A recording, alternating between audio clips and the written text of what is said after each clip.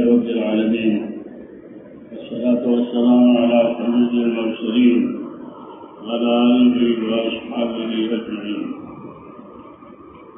میرے بزرگوں اور عزیزوں، اللہ تبارک و تعالیٰ نے آپ حضرات کو ایک بڑی نعمت دی ہے.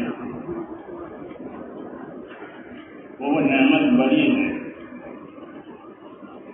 یعنی وہ علم کی نعمت آپ کو دے رہا ہے. تو یہ دو نعمتیں بڑی ہیں اللہ کی طرف سے، ایک ایمان اور ایک علم. ان دو نعمتوں کو علماء بڑی بتاتے ہیں. ایمان کی نعمت، ان اللہ سے تعلق، ایمان کا مطلب یہ ہے اللہ سے تعلق صحیح عقیدے کے ساتھ. پھر اس ایمان کے تقاضے کو سمجھنے کے لیے اللہ نے علم ڈالا، کیونکہ ہر تعلق کے تقاضے ہوتے ہیں. ہمارا تعلق اپنے کاروبار سے ہے تو کاروبار کے تقاضے ہوں گے، ہمارا تعلق بیوی بچوں سے ہے تو بیوی بچوں کے تقاضے ہوں گے. غرض یہ کہ ہر تعلق کے تقاضے ہوتے ہیں. اللہ سے ہمارا تعلق ہے اور وہ تعلق عبدیت کا ہے، بندگی کا ہے، کہ اس نے ہم کو بندگی کے لیے پیدا کیا ہے، عبادت کے لیے پیدا کیا. اور کوئی تعلق اللہ کا کسی سے نہیں ہے، بندگی والا میولن، بلکہ بندگی سے تعلق ہے، عبادت سے تعلق ہے، جناتوں کو بھی اور انسانوں کو بھی، فرشتوں کو بھی. یہ ساری مخلوق جو ہے وہ عبادت کرتی ہے اور عبادت کے لیے پیدا ہوئی ہے. تو ہمارا ایک تعلق اللہ سے ہے، اس کا نام ہے ایمان، اور یہ بڑی نعمت ہے. اور ایمان کے تقاضے پورے کرانے کے لیے اللہ تعالیٰ نے اطاعت کو واجب کیا ہے، اور اطاعت صحیح ہوتی ہے علم سے. اطاعت جو صحیح ہوگی وہ علم سے صحیح ہوگی. رسول کا تقاضا اطاعت کا ہوتا ہے. وما ارسلنا من رسول الا لیطاع باذن اللہ. جب کبھی ہم نے کوئی رسول بھیجا ہے زمین پر تو وہ اسی وجہ سے بھیجا ہے کہ وہ اللہ کے اطاعت کی طرف ان کو بلا دے. تو اللہ تعالیٰ رسالت کے ذریعے سے، رسولوں کے ذریعے سے ایک علم دیتا ہے. اس علم کی غرض و غایت اللہ کی اطاعت. رسول کا آنا زمینوں پر وہ اللہ کی اطاعت کو زندہ کرانے کے لیے کہ اللہ کے اطاعت، پھر اللہ جن جن کی اطاعت کرے اس کے اطاعت. اطاعت میں شرکت ہے، عبادت میں شرکت نہیں ہے.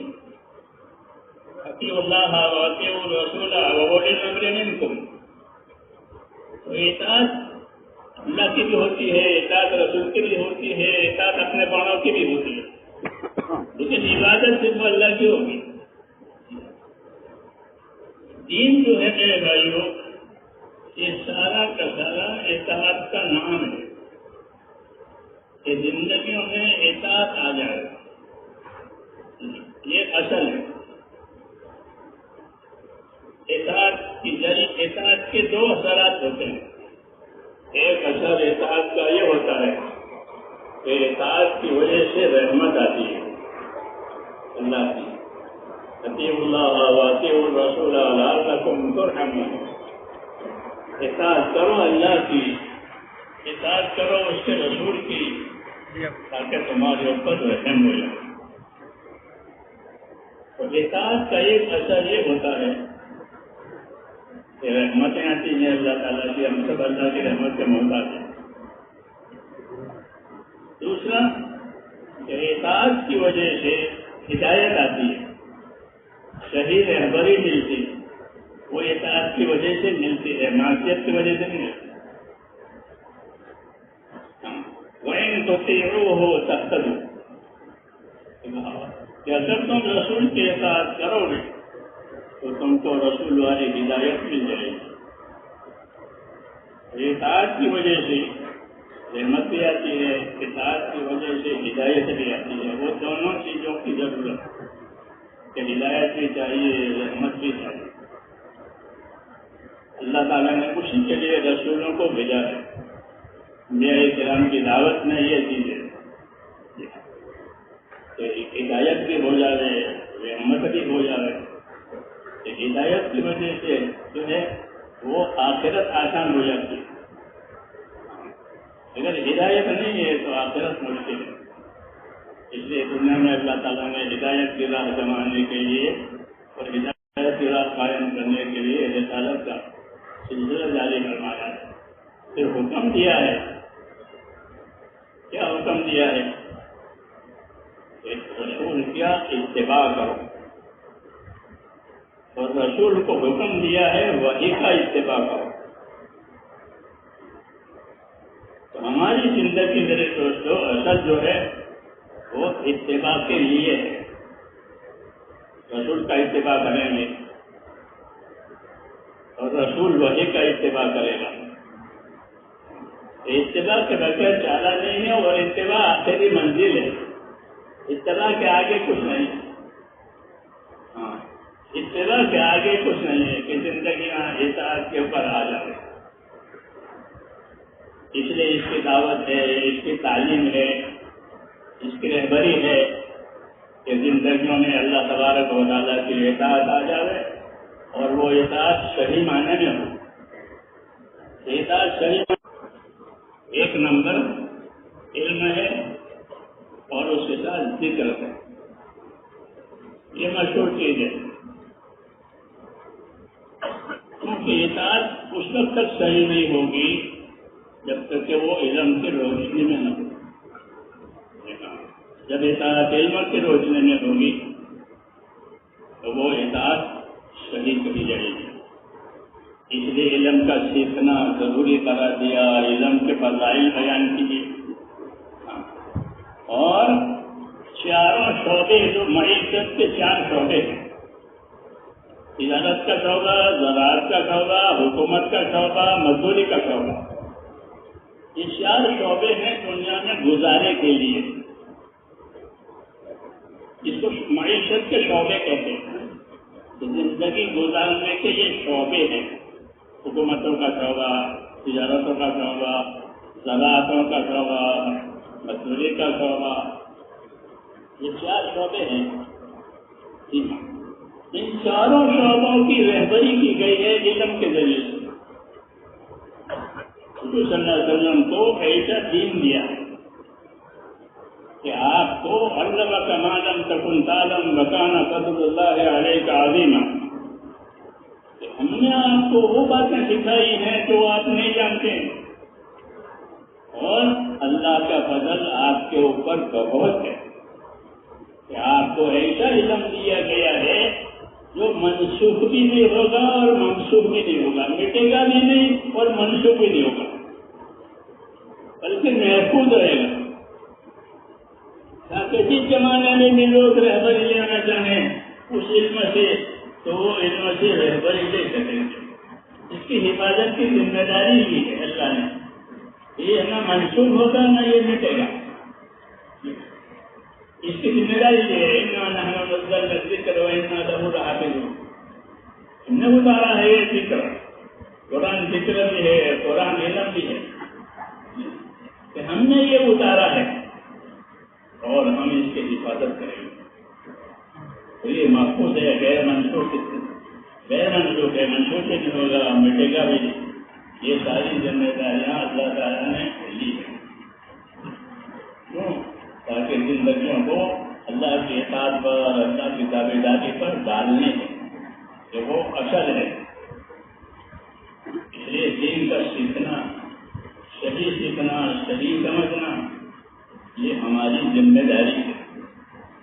حضرت عمر رضی اللہ تعالیٰ عنہ لوگوں سے کہا کرتے تھے، ان کا یہ ایسا بخاری شریف میں ہے کہ تفقہوا قبل ان تسودوا، تفقہوا قبل ان تسودوا. کیا مطلب ہے؟ کہ اپنے اندر دین کی سمجھ بوجھ حاصل کرو اس سے پہلے کہ لوگ تمہیں اپنی ذمہ داریاں سونپیں. ہمارے یہاں سال والے جب جاتے ہیں کہتا ہوں اب تمہارا سال لگ جائے، اب تم جاؤ گے، تو لوگ تمہیں ذمہ داریاں دیں گے. آئیے ہماری مسجد کے خطیب بن جائیے، آپ کے ہمارے مدرسے کے صدر مدرس بن جائیے، ہمارے مدرسے کے مدرس بنو، ہمارے مسجد کے امام بنو. لوگ آپ کو ذمہ داریاں دیں گے. یہاں سے لاؤ گے فارغ ہو کر کے مدرسے سے یا تبلیغ سے تو لوگ ذمہ داریاں دیں گے.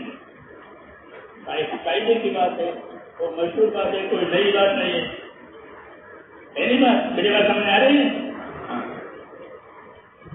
حضرت ان لوگوں سے فرماتے تھے کہ تفقہوا قبل ان تسودوا، کہ اپنے اندر دین کی سمجھ حاصل کر لو اس سے پہلے کہ لوگ تمہیں اپنی ذمہ داریاں سونپیں.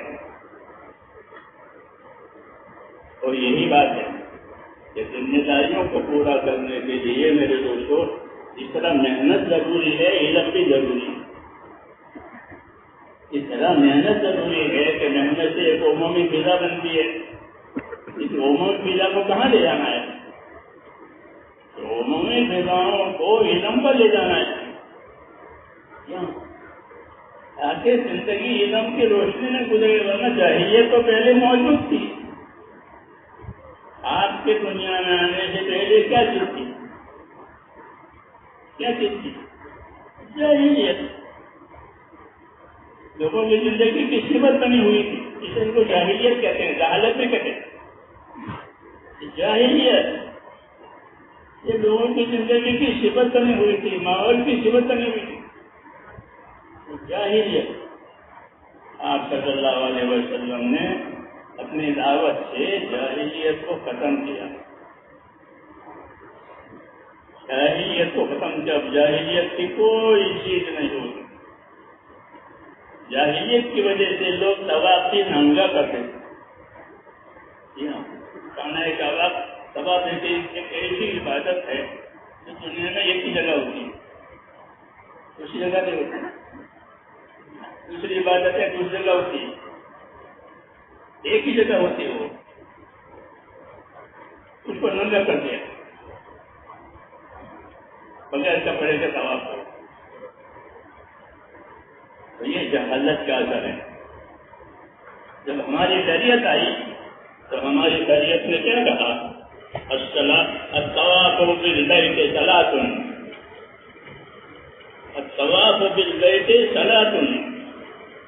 بیت اللہ کا طواف نماز ہے. بیت اللہ کا طواف کیا ہے؟ نماز. لوگوں نے منطق پڑھی ہے، پڑھی ہے نا؟ پڑھی ہے. ہم سمجھو منطق کس لیے پڑھائی ہے؟ منطق کے لیے نہیں پڑھائی ہے. نہیں پڑھنے پڑھانے والا آدمی ہونا زیادہ محنتی اچھے نہیں ہو. الطواف بالبیت صلاۃ یہ صغرا ہے، اس کے ساتھ صغرا لگاؤ گے تو نتیجہ نکلے گا.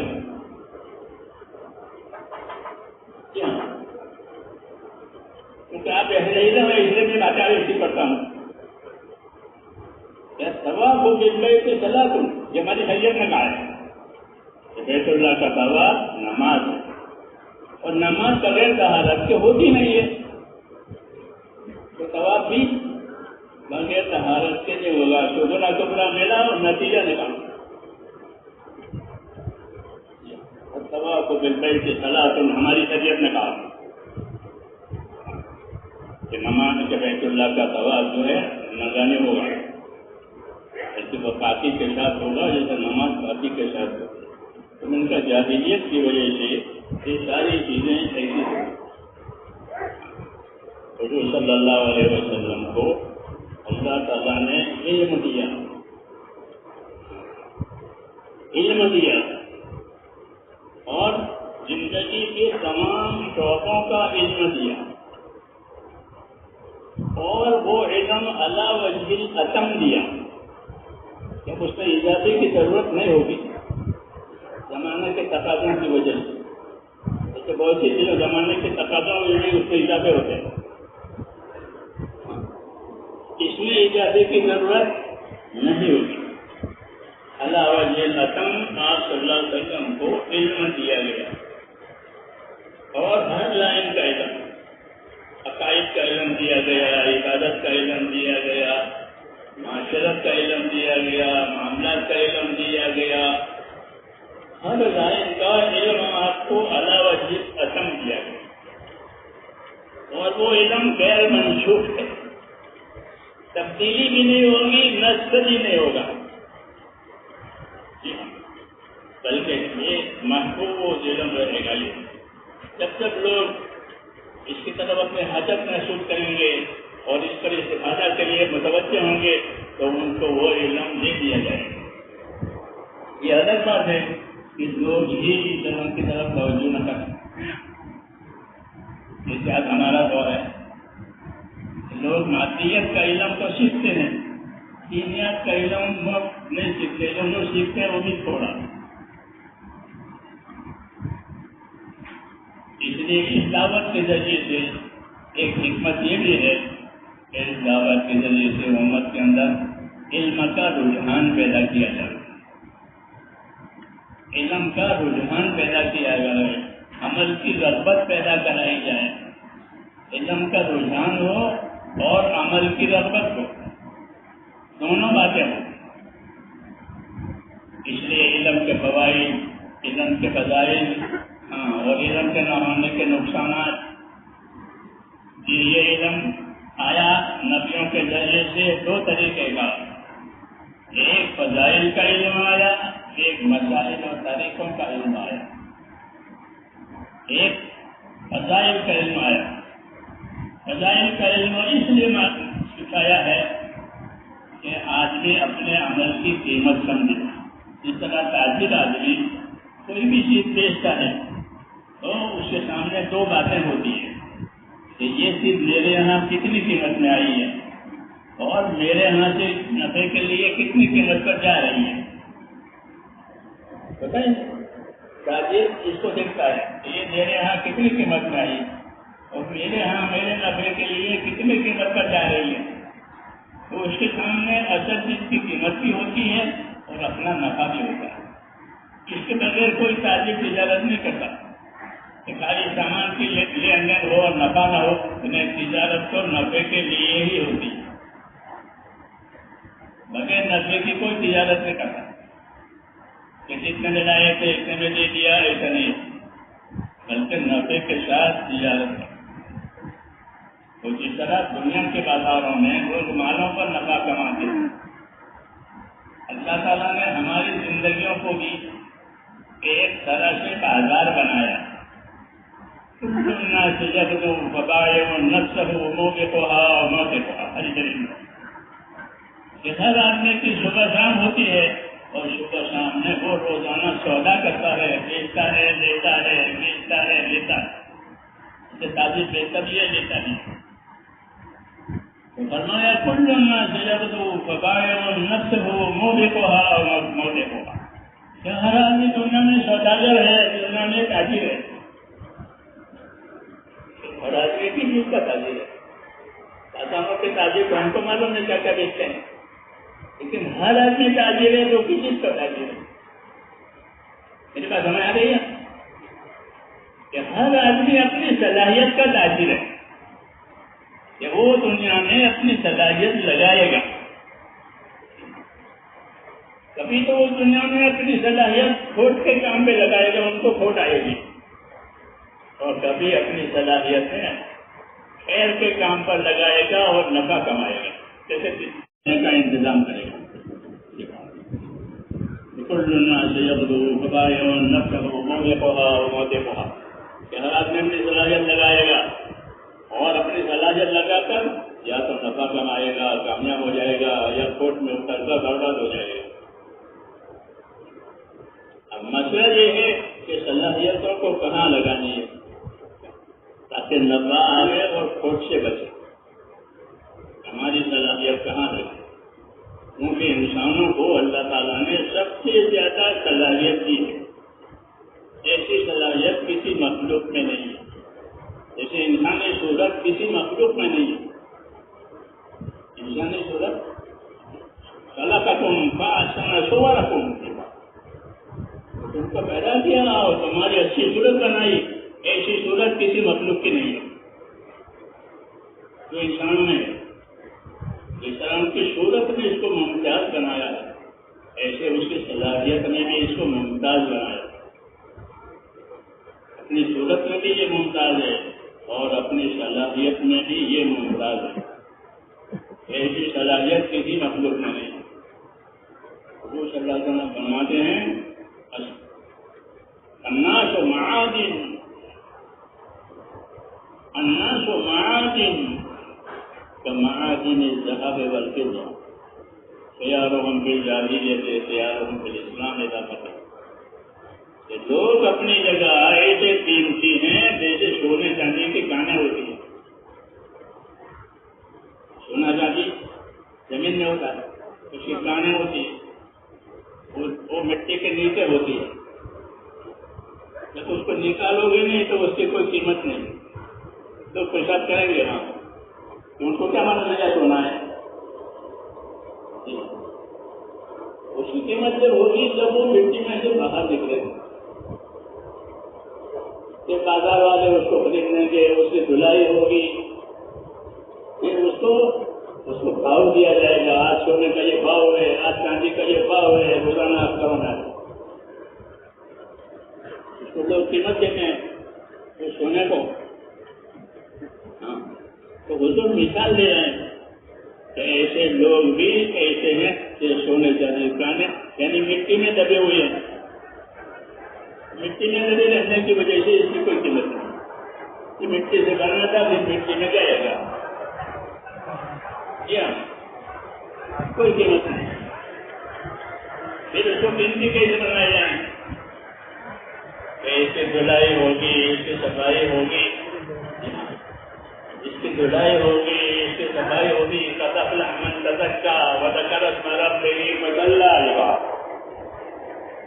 یہ کامیاب ہو گیا وہ جس نے اپنے آپ کو پاکیزہ بنایا. کامیاب ہو گیا وہ جس نے اپنے آپ کو پاکیزہ بنایا. یہ کسی سے پاکیزہ؟ اللہ کی نامرضیات سے. اللہ کی نامرضیات سے اپنے آپ کو پاکیزہ بنایا کہ کوئی وصف اپنے اندر ایسا نہیں آنے دیا کہ جس کی وجہ سے اللہ ناراض ہو یا اللہ کے ہاں وہ ناپسندگی ہو. ایک چیز ہے تو اللہ کو سب سے زیادہ ناپسند ہے, وہ ہے کفر. ولا يرضى لعباده الكفر. اللہ بندے سے کفر پر کبھی راضی نہیں ہوگا.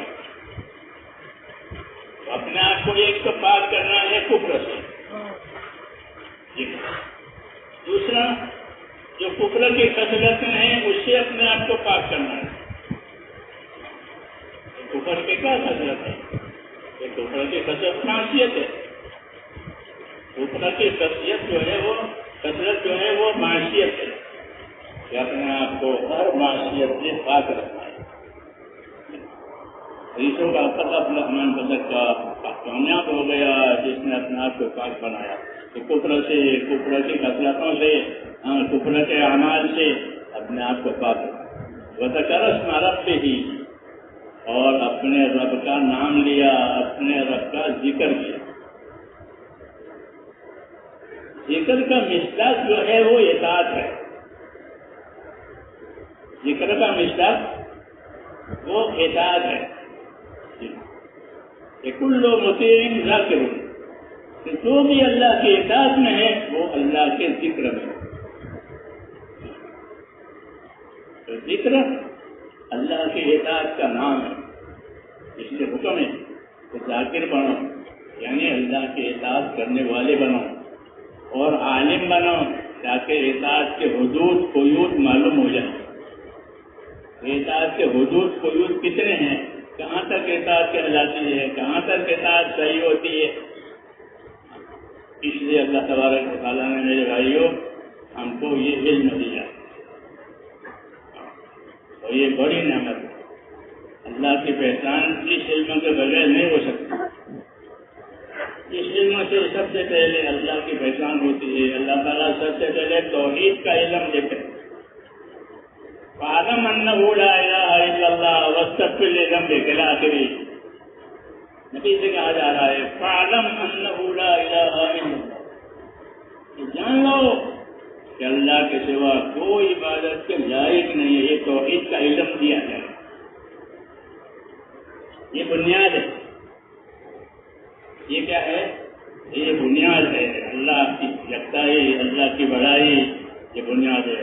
تو اس کا نبی کو علم دیا جا رہا ہے، فَعَلَمْ أَنَّهُ لَا إِلَٰهَ إِلَّا اللَّهُ، اے نبی جان لو کہ اللہ کے سوا کوئی عبادت کے لائق نہیں، عبادت زمینوں میں آسمانوں میں صرف اللہ کی ہوگی اور کسی کی نہیں ہوگی۔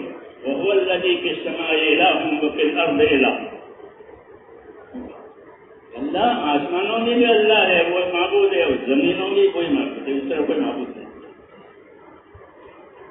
اس لیے اللہ کی ذات شرکت سے پاک ہے، اس سے پاک ہے، شرکت سے پاک ہے، وہی عبادت ہو رہا ہے۔ بریگا قدرت رحمت دن غنی ملک سرتا دن نائن، تعریف کرنے والا اللہ کی تعریف کر رہا ہے۔ بریگا قدرت رحمت دن غنی ملک سرتا دن نائن، اللہ کی ذات پاک ہے، کسی کے جد سے بھی اور جنس سے بھی، اللہ کا کوئی جد بھی نہیں ہے اور اللہ کے کوئی جنس بھی نہیں ہے۔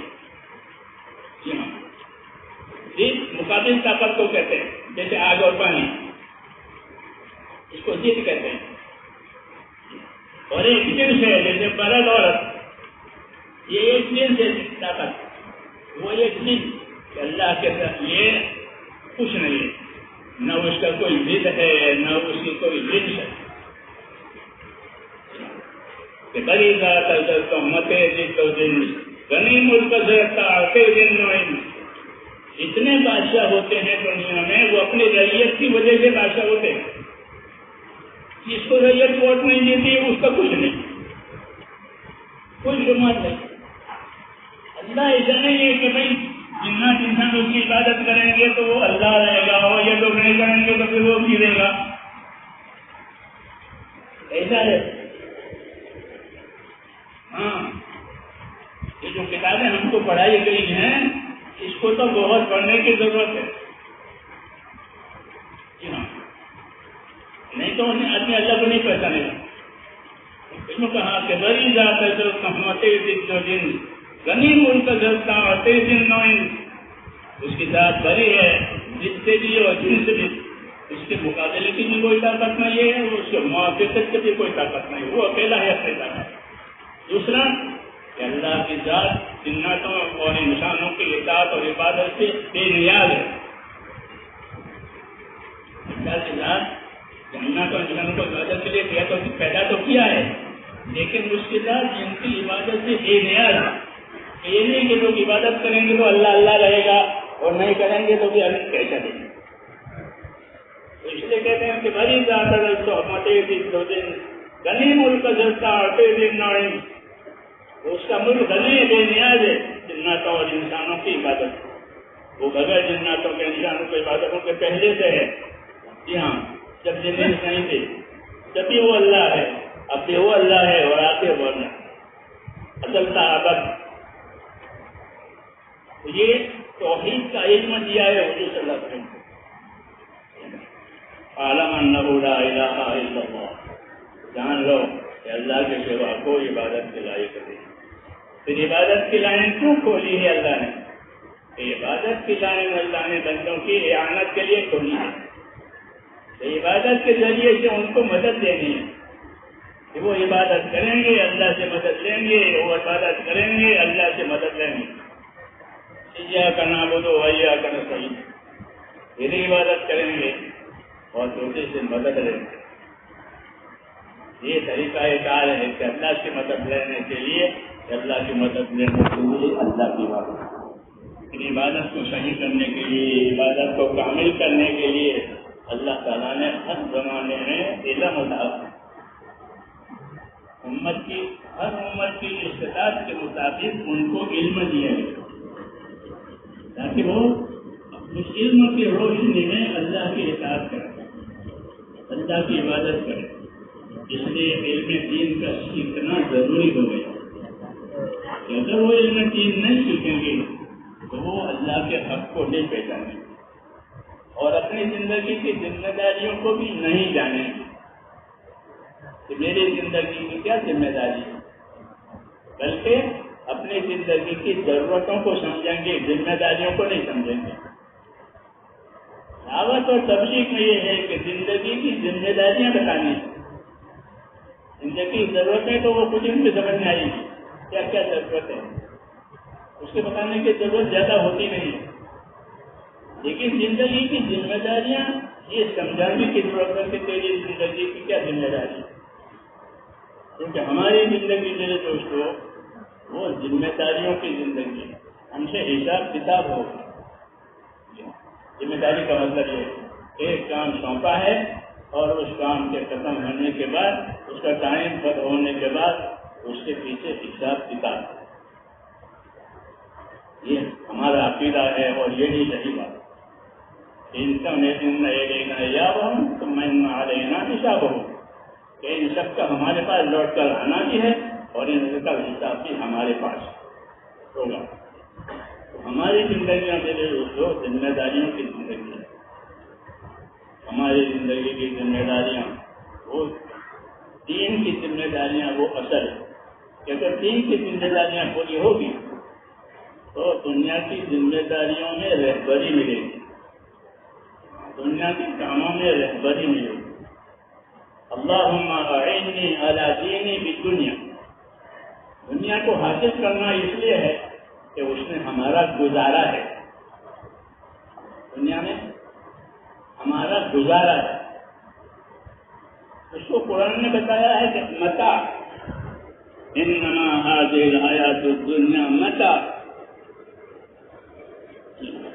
تو دنیا کی زندگی کیا ہے کہ گزارا، حاکم بن کے بھی گزر جائے گا، جی ہاں، زمیندار بن کے بھی گزر جائے گا، مزدور بن کے بھی گزارا۔ انما هذه الحیات الدنیا متاع، یہ دنیا کی زندگی تو گزارے کا نام ہے۔ وَإِنَّ الْآخِرَةَ هِيَ دَارُ الْقَرَارِ، اور آخرت کیا ہے کہ آخرت جو ہے وہ دار القرار ہے، پھر وہاں سے کہیں جانا نہیں۔ اس لیے نبیوں کی دعوت میں آخرت پر ہی زور دیا جاتا ہے کہ اپنی آخرت کوئی نہ بگاڑے، اپنی آخرت کوئی نہ بگاڑے دنیا کی وجہ سے۔ اگر دنیا کی وجہ سے اس نے آخرت بگاڑی تو دنیا رہے گی نہیں اور آخرت بگڑ گئی۔ حضور صلی اللہ علیہ وسلم نے ہم کو دعوت دی ہے، یہ دعوت دی ہے کہ ان الدنیا خلقت لکم وانکم خلقتم للآخرہ، یہ دعوت ہے کہ دنیا کو اللہ نے تمہارے لیے پیدا کیا، یہ بڑا انعام ہے، یہ بڑا انعام کہ دنیا اور دنیا کی ساری نعمتیں ہمارے لیے اور کسی مخلوق کے لیے نہیں، سمندر کی، خشکی کی، ہر چیز آپ کی۔ ان دنیا خلقت لکم، کہ دنیا تمہارے لیے پیدا کی، اور تم کو وَإِنَّكُمْ خَلِقْتُمْ لِلْآخِرَةِ، تم کو آخرت بنانے کے لیے پیدا کیا۔ یہ دعوت ہے کہ دنیا اللہ سب کو دیں گے، ان کی قسمت میں پھر ایمان والا اپنی دنیا سے اپنی آخرت بنائے گا اور کافر اپنی دنیا سے دنیا بنائے گا۔ ان ہے اللہ حیاتنا الدنیا، وہی کہے گا کچھ نہیں، یہی ہے، باقی کچھ نہیں، وہ آخرت کو مانتا نہیں، یہ آخرت کو بھی مانتا ہے، دنیا کو بھی مانتا ہے، اور اس کو یہ رہبری دی گئی ہے مسلم کو کہ وہ اپنی دنیا سے آخرت بنائے۔ وابتغ فیما آتاک اللہ الدار الآخرہ، اس کو اللہ تعالیٰ نے جو دنیا دی ہے اس سے تو اپنی آخرت بنائے۔ جیسے زمیندار زمین سے فصل لیتا ہے، چاولوں کی فصل، گندموں کی فصل، جو کی فصل، وہ اپنی زمین سے فصل لیتا ہے، ایسے کام اپنی دنیا سے اپنی آخرت بناؤ۔ وابتغ فیما آتاک اللہ الدار الآخرہ، یہ دعوت ہے میرے، تو اس لیے ہماری دعوت، ہماری محنت دراصل اپنی آخرت بنانے کے لیے، اس لیے ہم اس کے پابند ہیں کہ اپنی دنیا کو ایسا استعمال کریں گے کہ جس کی وجہ سے آخرت برباد نہ ہو بلکہ آخرت بنتی چلی جائے.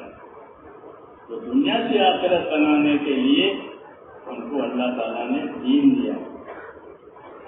اور دین اعمال کے مجموعے کا نام ہے. مولانا اللہ صاحب فرماتے ہیں کہ دین اعمال کے مجموعے کا نام ہے. مختلف اوقات پر مختلف ضرورت پر مختلف اعمال ہیں. یہاں یہ کرو، یہاں یہ کرو، یہاں یہ کرو. کہ دین یہ اعمال کے مجموعے کا نام ہے. اس لیے موقع موقع کے اعمال اس کا وجود میں آنا ضروری ہے تاکہ دنیا سے آخرت بنے. اس لیے اپنے دین پر استقامت کا ہم کو حکم ہے تاکہ اعمال بنتے چلی جائیں. نبی کو ایک حکم استقامت کا دیا جاتا ہے اور نبی کی تابعداری میں امت کو بھی استقامت کا حکم دیا جاتا ہے. اس لیے ہم پر دین بھی ہے ہمارے لیے اور دین کے لیے استقامت بھی ہے. فاستقم كما أمرت ومن تاب معك أي ومن آمن معك. اے نبی اپنے دین پر قائم رہو، ثابت قدم رہو، اور جو آپ پر ایمان لائے ہیں وہ بھی اپنے دین پر ثابت قدم رہے، قائم رہے. تو اللہ تعالیٰ نے دین کے قریب ذمہ داری کی ہے کہ دین کو علم کی روشنی میں لو اور علم کی روشنی میں لے کر اپنے اندر استقامت پیدا کرو. اپنے اندر کیا پیدا کرو؟ استقامت اور پابندی پیدا کرو. یہ حکم ہے. جب تک پابندی نہیں ہوگی اس کا اثر نہیں ہوگا. کبھی کیا، کبھی نہیں کیا، کبھی ہوا، کبھی نہیں ہوا. پابند استقامت، اور استقامت کا حکم نبی کو بھی ہے، استقامت کا حکم امت کو بھی ہے. فاستقم كما أمرت ومن تاب معك أي ومن آمن معك. آپ استقامت اور پابندی کے ساتھ رہیں اور جو آپ پر ایمان لائے ہیں وہ بھی اس کی پابندی کریں. ایک ذمہ داری جس طرح دین سیکھنے کی ہے، دوسری ذمہ داری اپنے آپ کو دین کا پابند کرنے کی ہے. کہ اپنے آپ کو دین کا پابند کرو، چاہے وہ عمل مستحب ہو، فرض نہیں ہے، لیکن اس کی پابندی کرنی ہے. مستحب سمجھ کر پابندی کرنی. حضرت علی فرماتے تھے میں نے تسبیحات فاطمہ جب سے رسول صلی اللہ علیہ وسلم سے سنی ہے کبھی فوت نہیں ہوئی. اس بات سمجھ رہے ہیں؟ صحابہ کی زندگی سے خالی پھرنا نہیں لینا ہے اور خروج نہیں سیکھنا ہے، بلکہ جس طرح خروج سیکھنا ہے باقی چیزیں بھی سیکھنی ہے. تو فرماتے تھے کہ یہ 33 مرتبہ سبحان اللہ، 33 مرتبہ الحمدللہ، 34 مرتبہ اللہ اکبر، اس کو تسبیح فاطمہ کہتے ہیں. میں نے جب سے سنا ہے وہ کبھی پہنچی نہیں. تو سوال کرنے والے بھی ہوتے ہیں، ہمارے ملکوں میں نہیں ہوتے، دوسرے ملکوں سے کوشچن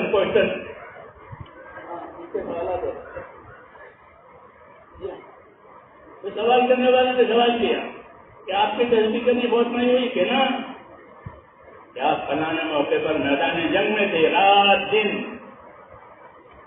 آپ سے مقابلہ ہو رہا تھا، آپ مقابلے میں کر رہے تھے اور بہت مشغول تھے، وہاں تصدیق پڑی تھی؟ فرمایا ہاں وہاں بھی تصدیق پڑی.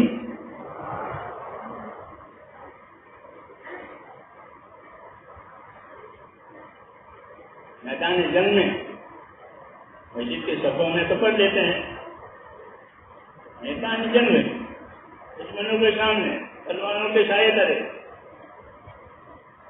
تو وہاں میں نے تصدیق فاطمہ پڑھی. یہ مثال کس بات کی ہے معلوم ہے؟ استقامت کی. اور عمل مستحب ہے، کرے تو ثواب، نہ کرے تو کوئی گناہ نہیں. اس کو مستحب کہتے ہیں. اس کو مستحب کہتے ہیں. مستحب کی اس لیے پابندی ہے کہ وہ میدان جنگ میں بھی ختم نہیں. اس لیے فاطمہ کا حضور نے حساب بتایا ہے.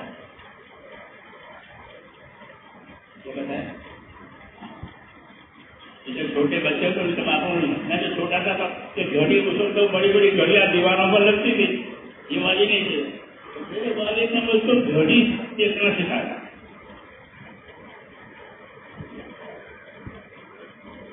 بات ہے اس کو فرماتا میں تمہارے مثل والد کے پڑھو درود شریف. میں تمہارے لیے مثل والد کے انا لکم مثل والد. باپ کو کتنی ہمدردی ہوتی ہے.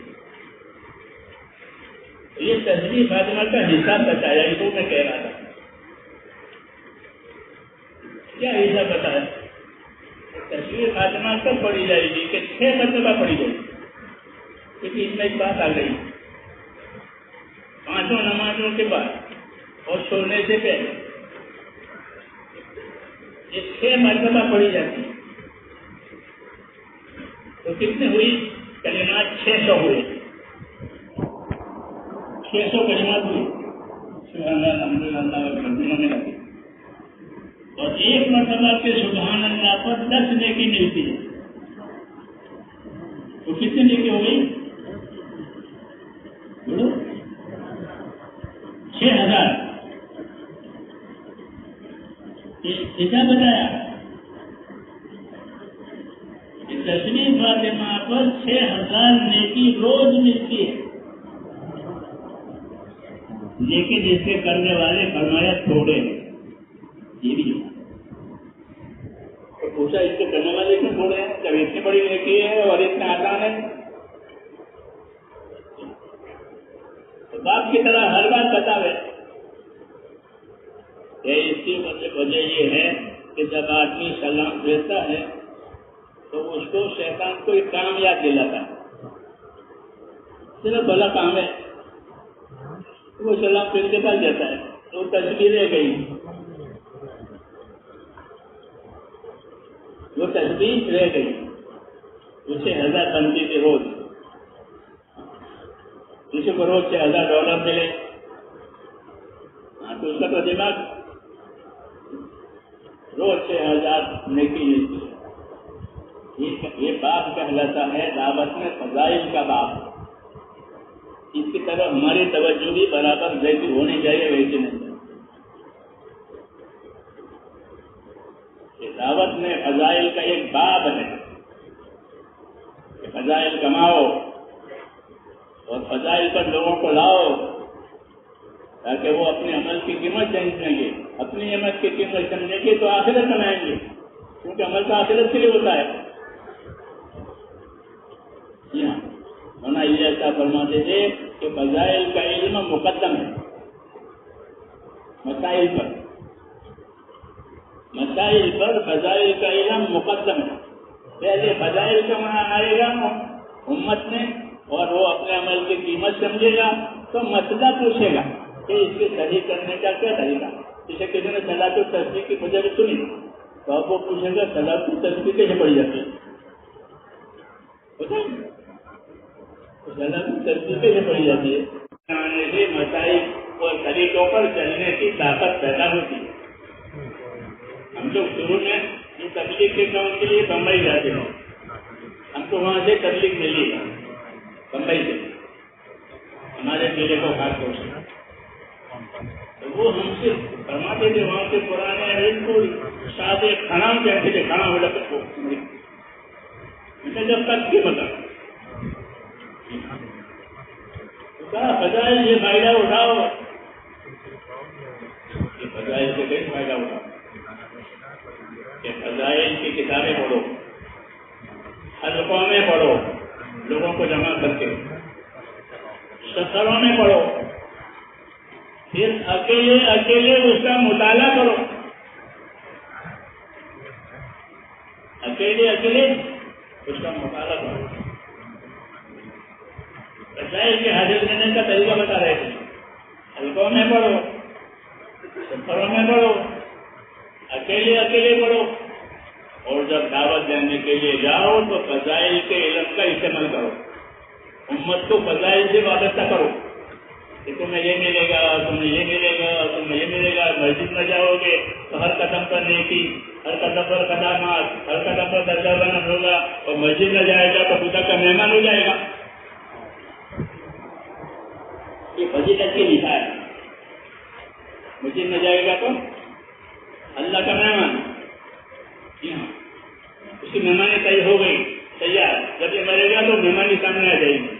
جب مسافر مہمان جب گھر پر آ جاتا ہے میزبان کے یہاں، تو اس کی مہمانی کا سامان اس کو سامنے دیا کھاؤ پیے آرام کرو. یہ فضائل ہے ہماری دعوت میں. میرے دوستوں، ایک تو فضائل کہ اس کا خوب چرچا ہونا چاہیے. اس وقت میں جو عمل کرے اس کے سامنے اس کی فضیلت ہے. آپ فضائل کا مطالعہ کریں گے تو دو باتیں ملیں گی، ایک کسی عمل کی اہمیت اور ایک کسی عمل کی فضیلت. اہمیت یعنی اس کا اللہ رسول کے یہاں کیا وزن ہے، فضیلت نہیں وزن. جیسے فجر کی نماز کی 2 سنت ہے، فجر کی نماز کے 2 سنتوں کے بارے میں آپ کسی صحابی سے پوچھو تو فجر کے 2 سنتوں کے بارے میں کیا رائے ہے کہ وہ دنیا میں آپ یہاں سے دیتا ہے. ہاں یہی جواب ملے. فجر کی نماز کی 2 رکعت سنت کہ وہ دنیا ماں فیہا سے بہتر ہے. آپ نے سفر میں بھی ان سنتوں کو نہیں چھوڑا ہے. اس کو اہمیت کہتے ہیں. عبادت تو 2 ہے اور ہلکی پڑھنا مستحب ہے. تو فجر کی 2 رکعت نماز سنتوں کو ہلکا پڑھو. حضرت صدیقہ کا فرماتے تھے کہ حضور صلی اللہ علیہ وسلم فجر کی 2 سنتوں کو بہت ہلکا پڑھتے تھے. ہاں رکوع سجدہ پورا کرتے لیکن سنتیں دونوں بہت ہلکی پڑھتے. یہ باتیں اتباع کے لیے بتائی جاتی ہے کہ فجر کے 2 نماز سنتیں پڑھنے ہیں اور ہلکی پڑھنے ہیں. ظہر کی 4 نماز سنتیں پڑھنی ہیں اور لمبی پڑھنی ہے. ظہر کا یہ مطلب ہے. ظہر کے 4 سنتیں کیسے پڑھیں گے؟ لمبی. یطیلوا فیہن حدیثوں میں جب آپ 4 سنت پڑھتے تھے تو لمبی پڑھتے تھے. ہم نے حضرت شیخ رحمۃ اللہ علیہ اللہ کے درس بیان کریں کہ رمضان میں وہ ظہر کی اذان ہوتے ہی نیت بند ہے. سہارنپور میں اذان اقامت میں آدھا گھنٹہ ایسا ہوتا تھا، بچنا بھی ہوتا تھا. وہ 4 سنتوں میں ایک پارا پڑھتے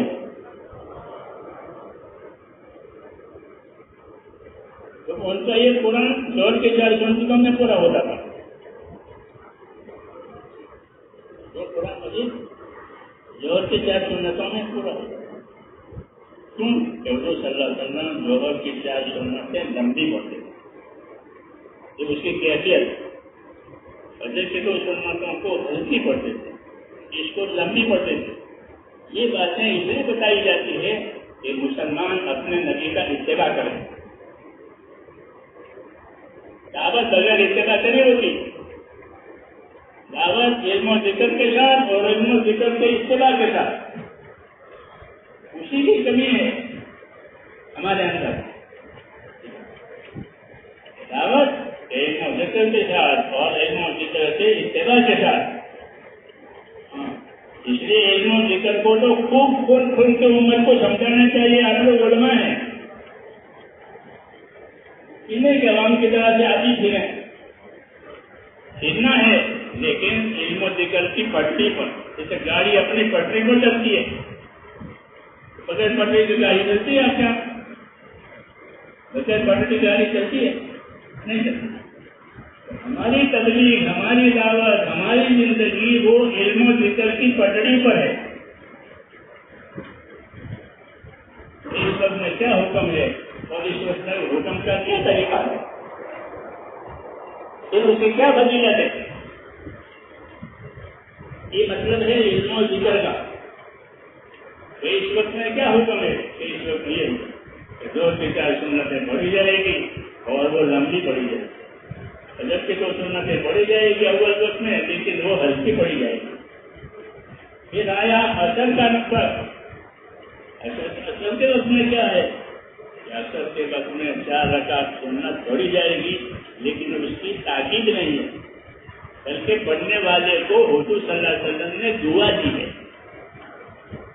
جو اثر سے پہلے 4 رکعت نماز سنت پڑھنے والے کو نبی کریم صلی اللہ علیہ وسلم نے دعا دی ہے، واجب نہیں کیا ہے، دعا دی ہے۔ منشا یہ ہے کہ لوگ پڑھے، کیا دعا دی ہے؟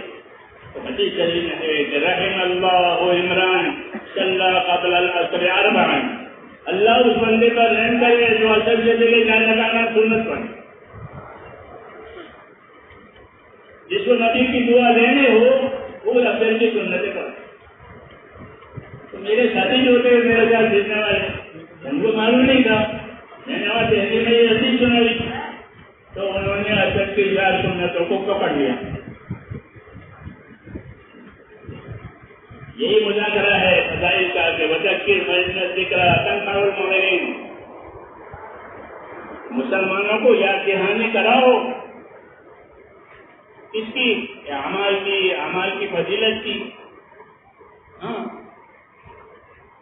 تو یہ مذاکرہ ان کو فائدہ دے گا، یعنی وہ عمل کریں گے شوق سے کہ میں اثر کی 4 سنتیں پڑھوں گا تو مجھ کو اپنے نبی کی دعا ملے گی کہ رحم اللہ و عمران صلی قبل العصر 4، اللہ اس بندے پر رحم کرے کہ تو اثر سے پہلے 4 رکعت سنت پڑھا کرے۔ سمجھ میں آ رہی بات؟ اس لیے میرے دوستوں جو علم ہم کو ملا ہے وہ اطاعت کرنے کے لیے ملا ہے۔ اطاعت اللہ کی بھی ہوتی ہے، رسول کی بھی ہوتی ہے، ذمہ داروں کی بھی ہوتی ہے، اور اس کے یہ فضائل انہوں نے مثال کے طور پر کہا، اور یہ فضائل امت کے ذہن میں ہونا چاہیے کہ ہم یہ عمل کر رہے ہیں اور اللہ ہم کو یہ دے گا۔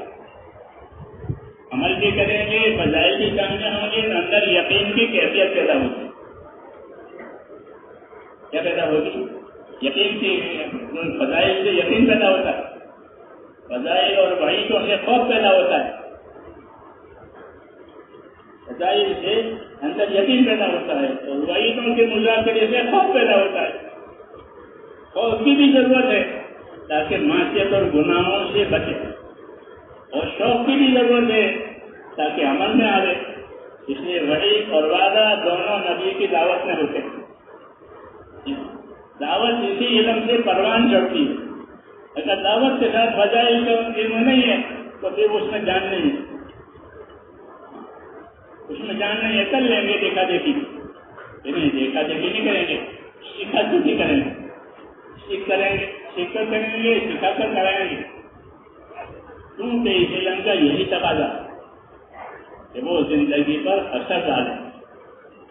جس طرح دوائیں جو ہے وہ بدن پر اثر ڈالتی ہیں اور بیماری کو دور کرتی ہے، ایسے فضائل کا علم کہ وہ زندگیوں پر اثر ڈالے گا، اور جو تقاضے دین کے ہیں وہ فضائل کی روشنی میں پورے کیے جائیں تو بوجھ نہیں ہوگا بلکہ شوق ہوگا۔ کیا ہوگا؟ شوق ہوگا، بوجھ نہیں ہوگا کہ اللہ مجھے یہ دینے والے ہیں، اللہ مجھے یہ دینے والے ہیں۔ اس لیے میرے دوستوں دعوت میں 100 فضائل کا استحضار ہو تاکہ جان مال کو شدید خرچ کرنے میں یہ چیز مددگار بنے کہ ہم اپنے جان مال سے اپنی آخرت بھی بنائیں اور اپنے جان مال سے اپنے دین کے مددگار بھی بنیں، کیونکہ ہم کو دونوں باتوں کی ذمہ داریاں دی ہیں کہ اپنے دین کے مددگار بنو۔ کونوا انصار اللہ، ایمان والوں سے کہا گیا ہے کہ یا ایھا الذین آمنوا کونوا انصار اللہ، اے ایمان والو تم اپنے دین کے مددگار بنو،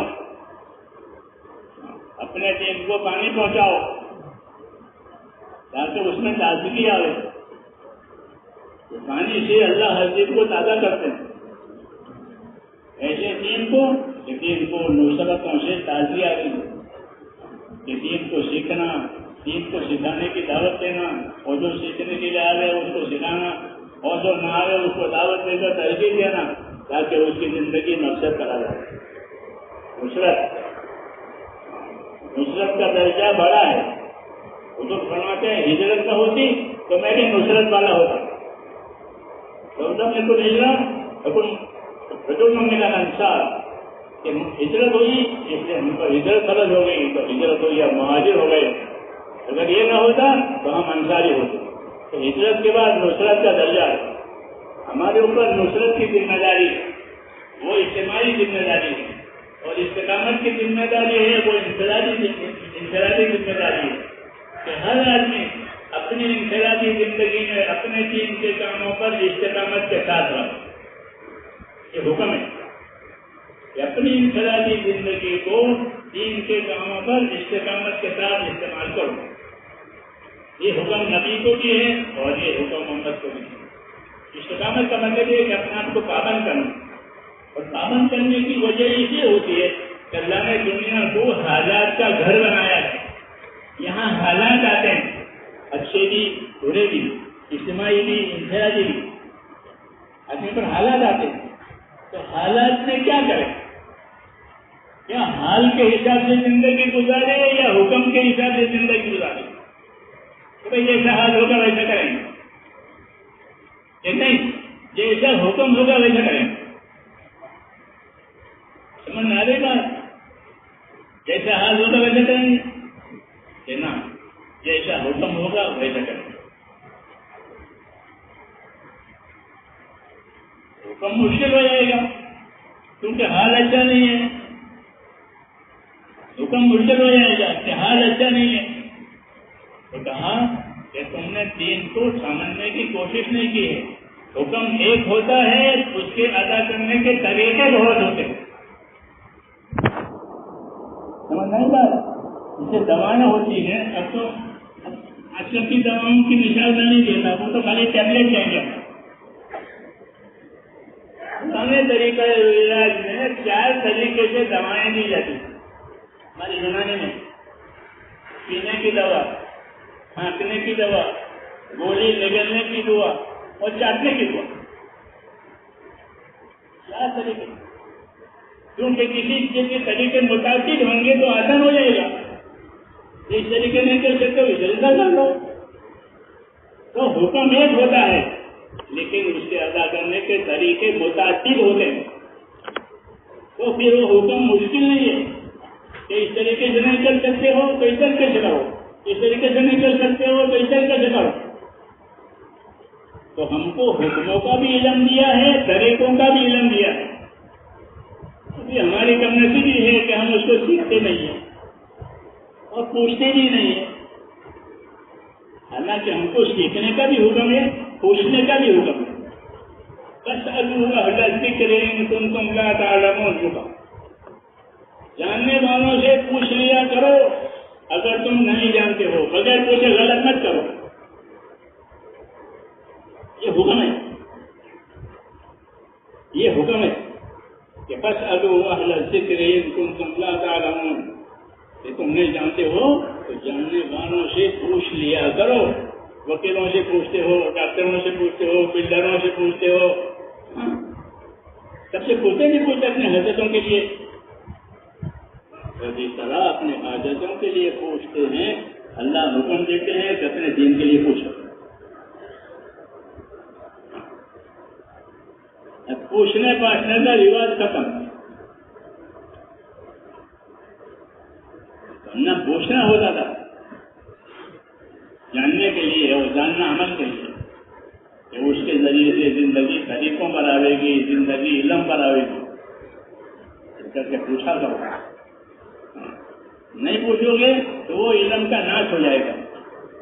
کسی نے پوچھا بھی نہیں اور عمل ہوا بھی نہیں، پوچھا بھی نہیں عمل ہوا بھی نہیں تو علم کا ناش. یہی ہے آج. اس لیے میرے بھائیوں دین تو علم و ایمان کا ہی نام ہے. دین کس چیز کا نام ہے؟ علم و ایمان. یہاں کہ اللہ نے ہم کو ایمان دیا ہے اور ایمان کے تقاضے پورا کرنے کے لیے ہم کو علم دیا ہے. تاکہ ایمان کی وجہ سے اللہ کا تعلق پیدا ہوا اور تعلق کے تقاضے ہوتے ہیں. ان تقاضوں کو کیسے پورا کرو گے؟ ان تقاضوں کو ہم پورا کریں گے علم کی روشنی میں. اس لیے ہمارے لیے علم اتارا ہے ہر شعبے کا. مولانا محمد یوسف رحمۃ اللہ علیہ فرماتے تھے کہ ہمارے یہاں ہر شعبے کا علم ہے اور ہر شعبے کے علم کے فضائل ہیں، ہر شعبے کے علم کے مسائل ہیں، کیونکہ آپ کا دین کامل ہے، آپ کا دین کامل ہے۔ تو زندگی کے شعبے ہیں، تجارت کا شعبہ، ملازمت کا شعبہ، مزدوری کا شعبہ، کھیتی کا شعبہ، یہ 4 شعبے ہیں دنیا کے گزارے کے لیے، معیشت کے شعبے کہتے ہیں اس کو۔ تو ہر شعبے کے لیے علم اترا ہے، فضائل کا بھی، مسائل کا بھی۔ حکومت کے فضائل بھی ہیں، حکومت کے مسائل بھی ہیں، تجارت کے فضائل بھی ہیں، تجارت کے مسائل بھی ہیں، مزدوری کے فضائل بھی ہیں، مزدوری کے مسائل بھی ہیں، زمینداری کے فضائل ہیں، زمینداری کے مسائل ہیں۔ بڑی بڑی کتابیں لکھی گئی ہے فضائل میں، بڑی بڑی کتاب، ہر چیز کے فضائل۔ یہ کیوں کہ فضائل کے علم کے ذریعے سے اس عمل کی رغبت پیدا ہوگی، رغبت پیدا ہونے کے بعد اس کا طریقہ پوچھے گا کہ مجھے یہ عمل کرنا ہے، اس کا کیا طریقہ ہے؟ تو آپ طریقوں کا علم آئے گا، اس کو مسائل کہتے ہیں، شریعت کہتے ہیں۔ تو ہماری اس دعوت کی وجہ سے یہی 2 چیزیں ہیں کہ ہمارے اندر فضائل کا علم آئے اور شریعت سنت کے طریقے ہماری زندگی میں آ جائے۔ حضور صلی اللہ علیہ وسلم کو شریعت کی ہے، یعنی زندگی میں گزارا کرنے کے لیے اور حق ادا کرنے کے لیے ایک طریقہ دیا ہے، اس کو شریعت کہتے ہیں۔ ثم جعلناک علی شریعۃ من الامر فاتبعها، ہم نے آپ کو ایک طریقہ دیا ہے شریعت کا، آپ اس سے پابند ہیں۔ حضور صلی اللہ علیہ وسلم شریعت کے ان طریقوں کے پابند ہیں، اور جب حضور پابند ہیں تو ہم بدرجہ اولا پابند ہیں۔ یہ مطلب ہے علم کا، ایک طرف فضائل بھی ہمارے پاس ہو، ایک طرف مسائل بھی ہمارے پاس ہو، اور پکی بات ہے کہ عمل کے وقت میں وہ یاد بھی آئے اور دعوت دینے کے وقت میں وہ یاد بھی آئے۔ کسی کو دعوت دینی ہے اور اس کے فضائل کے ساتھ پھر وہ طریقہ پوچھے تو اس کے طریقے بھی بتائیں گے۔ یہ علم ہے ہمارا کہ فضائل بھی معلوم ہے، مسائل بھی معلوم ہے، طریقے بھی معلوم ہے۔ امت کو اس لیے حرکت کی ہے میرے دوستوں تاکہ یہ چیزیں ہر طبقے میں آؤ، غریبوں میں، مالداروں میں، تاجروں میں، مزدوروں میں حرکت کی۔ حضور صلی اللہ علیہ وسلم نے امت کو حرکت کی، اور یہ حرکت خالی نہیں ہے بلکہ یہ حرکت اسی وجہ سے کی ہے کہ ان کے اندر ایک دوسرے کے ملنے ملانے سے دین کی سمجھ پیدا ہو، اور دین کی سمجھ پیدا کر کے پھر دین کو پوچھے، پھر یاد کرے اور یاد کر کے عمل کرے، اور اپنے آپ کو بھی عمل پر ڈالے، اپنے گھر والوں کو بھی عمل پر ڈالے، اور پھر دنیا میں پھر جلا کر کے ساری دنیا کو اس کی دعوت دے۔ علم و ذکر کی دعوت، عبادت کی دعوت، اخلاق کی دعوت، اخلاص کی دعوت، قربانی کی دعوت۔ دعوت میں یہ ساری چیزیں، دعوت میں صرف عروج نہیں، عروج تو اس کی ایک محسوس شکل ہے زندگیوں میں رہنے کے لیے، لیکن مقصود یہ ساری چیزیں۔ مجھے ان باتوں کو میرے لوگوں کو سمجھنا بھی ہے اور امت کو سمجھانا بھی ہے۔ حضرت فرماتے تھے کہ سمجھانے میں کمی نہ کرو، لوگ سمجھیں گے، لوگ بات لیں گے، سمجھانے میں کمی نہ کرو۔ سمجھانا ہے لوگوں کو، دفعہ سمجھانا، نقصان سمجھانا، طریقہ بتانا، یہ مطلب ہے سمجھانے کا۔ پہلے لگا نقصان سمجھاؤ تاکہ شعور پیدا ہو جائے اس عمل کے لیے، کہ جب اس عمل کے لیے شعور پیدا ہو تو پھر اس عمل کا طریقہ بتاؤ۔ حضور صلی اللہ علیہ وسلم نے اس طریقے سے اس علم کو دنیا میں زندہ کیا ہے۔ مشینوں سے دین زندہ نہیں ہوا ہے جو آپ لے کے بیٹھے روزانہ، مشینوں والا دین نہیں ہے، دلوں والا دین ہے۔ کون سا دین ہے؟ بل هو آیات بینات فی صدور الذین اوتوا العلم۔ مشینوں والا نہیں، مشین بگڑ جائے تو دین بگڑ گیا، ہاں تو مشین خراب ہے، تو مشین زبانوں والا علم آپ کو نہیں دیا میں، بلکہ آپ کو دلوں والا علم ہے کہ ایمان دلوں میں، علم بھی دلوں میں، نیت بھی دلوں میں، کہ ایمان دلوں میں اور علم کہاں؟ وہ بھی دلوں میں، اور نیتیں کہاں؟ وہ بھی عمل باہر سے ہوگا. یہ طریقہ ہے. اس لیے میرے دوستوں دعوت کا فروغ، اور دعوت کا فروغ تو اس وقت ہوگا جب امت میں تیسرا نمبر آ گیا. ابھی تو ہمارے حضرت فرماتے تھے ایک ہی نمبر ہے، چھٹا ہے، اس کو لے کے لوگ پھر رہے. وہ پھرنا غلط نہیں ہے لیکن پورا بھی نہیں ہے. ہم نے کہا وہ غلط ہے، پورا نہیں ہے. جس کسی کے 6,000 روپے قرض ہو تو 1,000 دیے اور 5,000 کھا گیا، تو ایک نمبر پر عمل ہوا، باقی 5 نمبر غائب ہو گئے. 5 نمبر کی کھوٹ ہے تبلیغ میں. جی ہاں، ایک ہے نمبر وہ صحیح ہے، لیکن ایک سے وہ کام نہیں ہوگا جو 6 سے ہوگا. صحیح بات ہے، ایک سے وہ کام نہیں ہوگا جو 6 سے ہوگا. اس لیے تبلیغ بڑھاوا 6 کے 6 نمبروں کی ہے. ایمان میں طاقت آوے، سب سے پہلے ایمان کی طاقت آئے گی تو حرام سے بچے گا. ایمان میں طاقت نہیں ہے تو حرام سے بچنا نہیں ہوگا. یہ چیز حرام ہے. جب ایمان میں طاقت آئی تو حرام چیزیں چھوٹ گئی. جیسے لوگ پیچھے تھے وہ مسجد میں بھی نماز پڑھنے آتے تھے، نشے کی حالت ہوتی تھی، منع کیا کہ نشے کی حالت میں مسجد میں مت آیا کرو. لیکن یہ نہیں کہا کہ مت پیو، یہ نہیں کہا کیونکہ ان کے اندر اسے چھوڑنے کی بھی طاقت نہیں. جب ان میں ایمان کی طاقت آئی تو یہ چیزیں حرام تھی. ایسا فرماتی تھی اگر اللہ پہلے سے حرام کرتا یہ حرام ہے یہ حرام ہے تو کوئی بھی نہیں چھوڑتا. دو برسوں سے آتی ہے وہ کہیں چھوڑیں گے. لیکن کہاں ان کو ایمان کے راستے میں چلایا گیا، ایمان کی محنت سے، یہاں تک کہ ان کے اندر یہ سوچ پیدا ہو یہ حرام ہے یہ حلال ہے، یہ ہلاکت ہے یہ کامیابی ہے.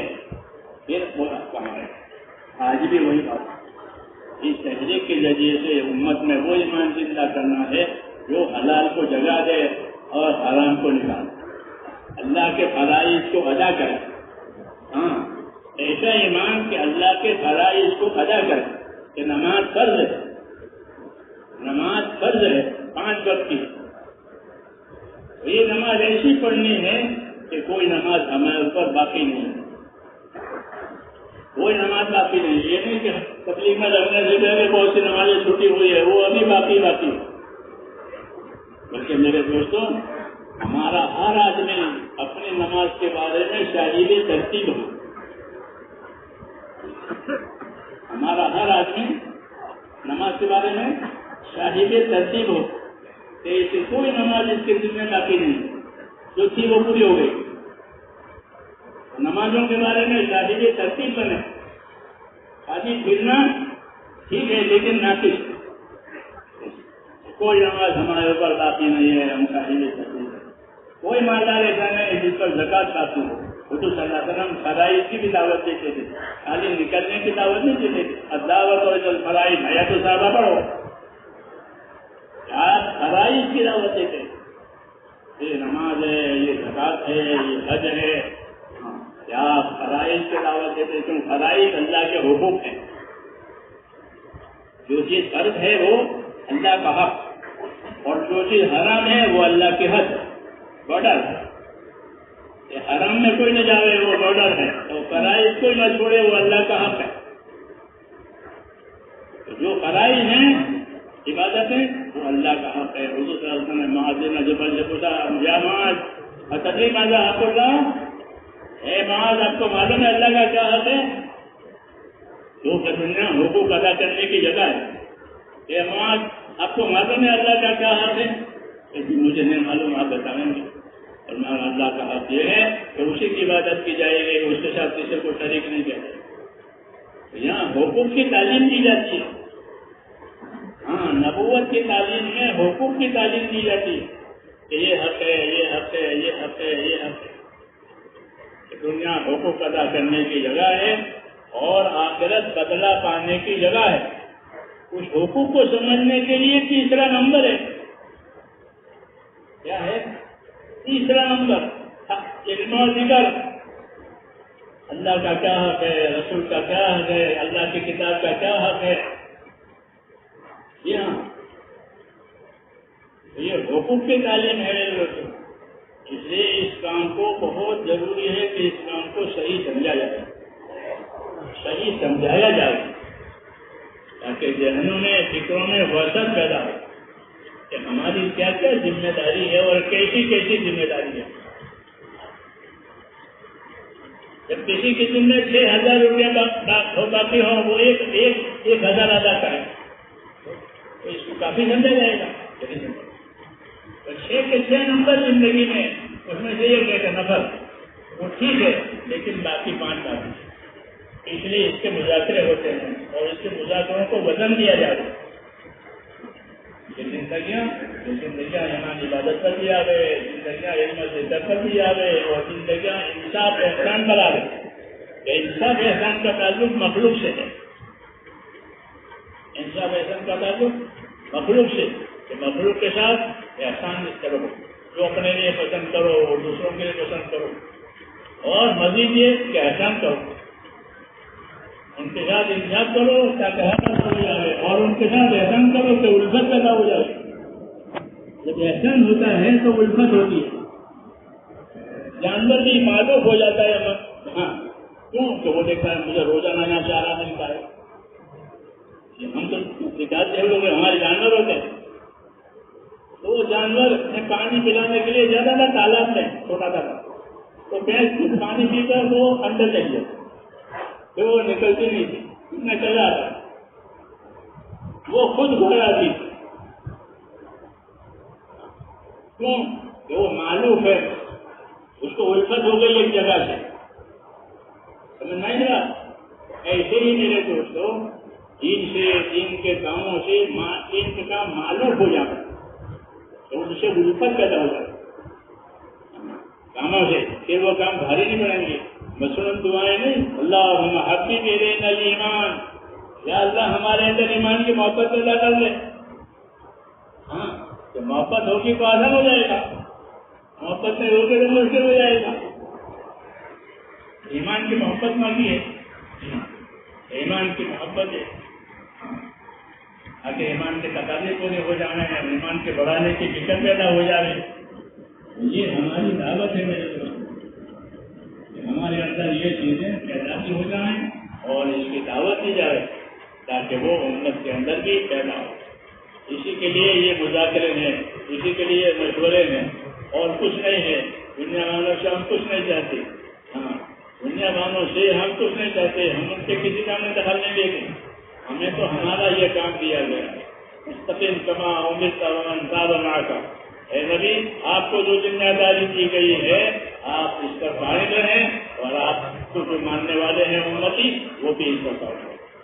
تو ہمارا کام میرے دوستوں انفرادی زندگی میں استقامت ہے اور اجتماعی زندگی میں نصرت ہے. تو نصرت ایک آدمی سے نہیں ہوتی، نصرت تو مل جل کے ہوگی. ہماری انفرادی زندگی استقامت کا راز ہے کہ ہم نبی کی سنتوں پر اور اللہ کے فرائض پر پابند ہو جانے، اللہ کے حرام سے بچنے والے ہو جانے. استقامت کا یہ مطلب ہے کہ جو اللہ نے حرام کیا ہے وہ ہماری زندگی میں نہیں، جو اللہ نے فرض کیا ہے وہ فرض نہیں ہوگا، اور نبی کی سنتوں کا اتباع کریں گے. اصل دعوت جو تبلیغ کی تھی وہ تو اتباع کے لیے تھی، ورنہ ہم تو مسلمان ہیں، ہمارے عقائد بھی صحیح ہیں، ہمارے اعمال بھی صحیح ہیں. پھر ہم کو تبلیغ سے کیا لینا ہے اور تبلیغ سے کیا کرانا ہے؟ تو ہمارا ایک ایسا فرماتے تھے کہ اپنے نبی کا اتباع کرانا. یہ نبی نے کیا کیا طریقے اختیار کیے ہیں، ان کی کیا کیا سنتیں ہیں، تو یہ سنتیں انفرادی زندگی میں ظاہر ہوگی، نصرتیں اجتماعی زندگی سے ظاہر ہوگی، اور اتباعی سنت جو ہے وہ انفرادی زندگی میں ظاہر ہوگی. اور دونوں کی ضرورت ہے کہ ہر آدمی کی انفرادی زندگی اپنے نبی کی سنتوں پر، کیونکہ حالات مختلف ہیں، لیکن ان کی اجتماعی زندگی کہ وہ مل جل کر ہے کہ اپنے دین کے مددگار بنیں گے. تو نصرت کے بھی ہم ذمہ دار ہیں اور استقامت اللہ سنت کے بھی ہم ذمہ دار ہیں، تاکہ ہماری زندگی دوسروں کی زندگیوں سے الگ ہو جائے۔ یہ نبی کی زندگی، جو دوسروں نے نبی کو یہ نہیں مانا ہے، وہ نبی کو پاگل کہتے تھے۔ یقول الذین کفروا لست مرسلا، کافر کہتے تو رسول نہیں ہے، تو انہوں نے تو مانا ہی نہیں ہے، ہم نے مانا ہے۔ ہم نے مانا ہے کیا مطلب ہے؟ کہ ہم ان کو رسول بھی مانیں گے اور ان کی سنتوں پر چلیں گے اور ان کی سنتوں کی تعلیم دیں گے، ان کی سنتوں کی دعوت دیں گے، یہ انفرادی زندگی میں جائز ہوگا۔ امام غزالی رحمۃ اللہ فرماتے تھے کہ سنتوں کو چھوڑ دینا یہ چھپا ہوا کفر ہے، رسالت میں ان کا کھلا کفر ہے، لست مرسلا۔ ایسے نبی کی سنتوں کو چھوڑ دینا فرماتے تھے یہ چھپا کفر ہے۔ اس لیے میرے دوستوں، ہم کو اس کام کو رواج نہیں بنانا، بلکہ اس کام کو اپنے لیے ایک رہبر بنانا ہے۔ ایک کام لیا ہے، وہ انفرادی زندگی کو بھی سنبھالے گا، اجتماعی زندگی کو بھی سنبھالے گا۔ بارش کے پانی کی طرح سے کہ بارش کے پانی سے ہر چیز زندہ ہو جاتی ہے، جب یہ کام آئے گا تو زندگی کے ہر شعبے کا دین زندہ ہو جائے گا۔ اگر یہ کام صحیح ہوا تو زندگی کے ہر شعبے کا دین زندہ ہوگا۔ تاجروں میں تجارت کا دین، مزدوروں میں مزدوری کا دین، ہر شعبے والے کا دین، اور یہی مقصود ہے۔ وہ رہیں گے اپنے شعبے میں اور چلیں گے اپنے دین پر، اس لیے یہ کام دیا ہے۔ اس لیے اس کو سمجھنا بھی ضروری ہے اور اس کو کرنا بھی ضروری ہے۔ تو کریں گے انشاءاللہ، سمجھ کر چلیں اور پوچھ کر چلیں، تاکہ کوئی چیز روٹین نہ بن جائے، رواج نہ بن جائے۔ رواج میں جان نہیں ہوتی، رواج سے نجات بھی نہیں ہوتی، رواج میں جان نہیں ہوتی زندگی بدلنے کے لیے، اور رواج میں نجات بھی نہیں ہوتی۔ رواجوں میں سے نکال کر طریقوں پر لایا گیا ہے، رواجوں میں سے نکالا گیا اور طریقوں پر لایا گیا۔ یہ رواجوں میں سے نکلنا ہے، طریقوں میں سے نکلنا ہے اور طریقوں کا آنا ہے، اس کا نام خروج، اس کا نام اللہ کے راستے میں نکلنا، خالی گھر چھوڑنا نہیں ہے، بلکہ خروج ہمیں شہوات، صحابہ کہتے تھے، اپنے خواہشوں میں سے، اپنے من چاہیوں میں سے نکل جانا اور خدا کے اطاعت اور رسول اور اپنے آپ کو قائم کرنے کے لیے کام کرنا۔ تو اس کے لیے تیار ہیں؟ ہاں، اب آپ کو جو سب بتایا جائے اس کے لیے آپ تیار ہیں۔